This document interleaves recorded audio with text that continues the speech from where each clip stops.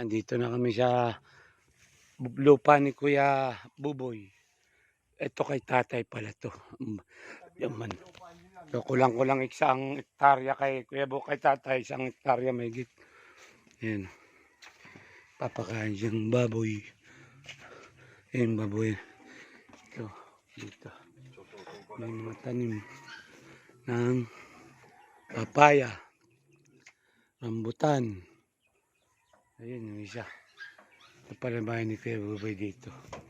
Yung sa kinantahan namin ganun. Mga 5 minutes lang pag nila. Binakuran lang ng nangangangkin dun. Hindi naman niya, wala naman siya papeles eh.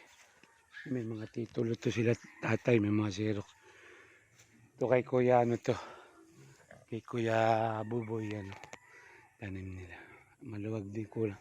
Alagaan niyang baboy.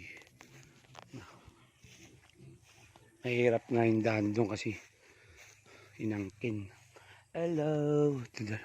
Dalawa ko na inahin siguro to. Hello. Mga biik eh. Dahil. Ang cute.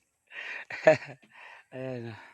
Ito yung ano ni kay tatay. Ganito rin kalaki doon lang. Oh. Kailangan lang mataniman pero may mga nyug. Ito kay Kuya Buboy yung kapitbahay ni tatay.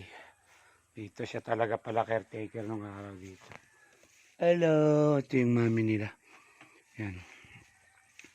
Ito. Kuit ng mga bike. Dami. Tupol. 10. Hello. Konnichiwa. Kumbawa. Gutom na kayo. Andyan na. Andyan na si Kuya Buboy. At tuwa yun. Ang kukit naman ng anak. Nanay nila yan. Galing na ganyan. Hindi naman malakas sa pagkain. Sakto lang.